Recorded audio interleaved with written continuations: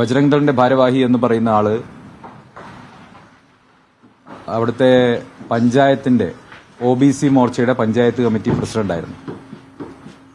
അപ്പോൾ BJPയുടെ ഭാരവാഹികളായിരുന്ന BJPയുടെ സജീവ പ്രവർത്തകരായ ആളുകൾ തന്നെയാണ് ഈ അക്രമത്തിന് പിന്നിൽ പ്രവർത്തിച്ചിട്ടുണ്ട്. മാത്രമല്ല, ഈ രണ്ടുപേരും കഴിഞ്ഞ പാലക്കാട് നിയമസഭാ ഉപതെരഞ്ഞെടുപ്പിൽ അവിടുത്തെ BJP സ്ഥാനാർത്ഥി C. കൃഷ്ണകുമാറിന് വേണ്ടി പ്രവർത്തിച്ചിട്ടുള്ള ആളുകളാണ്. അവർക്ക് അവിടെ സാമുദായിക സംഘടനാ നേതാക്കന്മാരുമായി സംസാരിക്കാനും വോട്ട് ഏകോപിപ്പിക്കാനുമുള്ള ചുമതല ഇതിന്റെ ഭാഗമായി നൽകിയിരുന്ന ആളുകളാണ് ഈ അറസ്റ്റ് ചെയ്യപ്പെട്ട 3 പേരിൽ 2 പേർ, അനിൽകുമാറും സുശാസനും. ഈ വെള്ളിയാഴ്ച ഈ അതിക്രമം നടന്നതിന് ശേഷം BJPയുടെ സംസ്ഥാന നേതൃത്വം തന്നെ ഈ കേസ് അട്ടിമറിക്കാൻ വേണ്ടി പോലീസുമായി നിരന്തരം ബന്ധപ്പെട്ടിട്ടുണ്ട്. യുവമോർച്ചയുടെ ജില്ലാ നേതാക്കന്മാർ മുഖേന ചിറ്റൂരിലെ പോലീസുമായി ബന്ധപ്പെട്ട് ഈ കേസ് അട്ടിമറിക്കാൻ വേണ്ടിയുള്ള ബോധപൂർവമായ പരിശ്രമം BJPയുടെ സംസ്ഥാന നേതൃത്വം നടത്തിയിട്ടുണ്ട്. ഒരു വശത്ത് വല്ലാത്ത ക്രൈസ്തവ സ്നേഹം അഭിനയിച്ചുകൊണ്ട് ക്രൈസ്തവ ഭവനങ്ങളിലേക്ക് കേക്കുമായി കടന്നു പോവുകയും, എന്നാൽ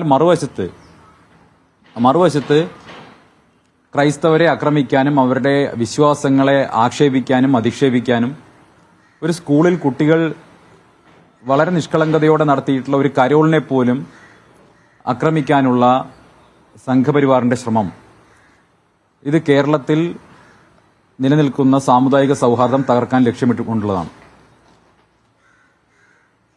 ഇരകളോടൊപ്പം ഓടുകയും അതേസമയം വേട്ടക്കാരനോടൊപ്പം വേട്ടയാടുകയും ചെയ്യുക എന്ന സമീപനമാണ് ഇക്കാര്യത്തിൽ BJPക്കുള്ളത്. ഈ നിമിഷം വരെ BJPയുടെ സംസ്ഥാന പ്രസിഡന്റ് ഈ അതിക്രമത്തെ തള്ളിപ്പറഞ്ഞിട്ടില്ല. അത് സൂചിപ്പിക്കുന്നത് തന്നെ BJPക്ക് ഇക്കാര്യത്തിൽ നേരിട്ട് ബന്ധമുണ്ട് എന്നുള്ളതാണ്.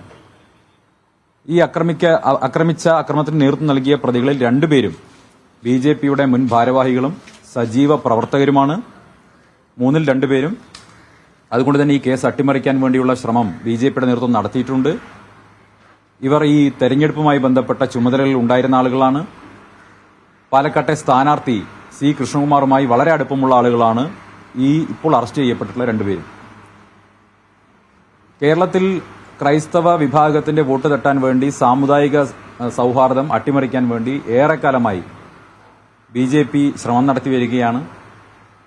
ക്രൈസ്തവ സഹോദരങ്ങൾക്കിടയിൽ മറ്റ് ഇതര സമുദായങ്ങളുമായി ഭിന്നിപ്പുണ്ടാക്കാൻ വേണ്ടിയുള്ള ബോധപൂർവമായിട്ടുള്ള നുണപ്രചരണങ്ങൾ നടത്തുന്നുണ്ട്.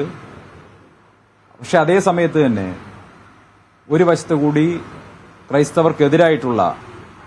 വിശ്വാസങ്ങൾക്കെതിരായിട്ടുള്ള നിലപാടുകൾ സ്വീകരിക്കുന്നു.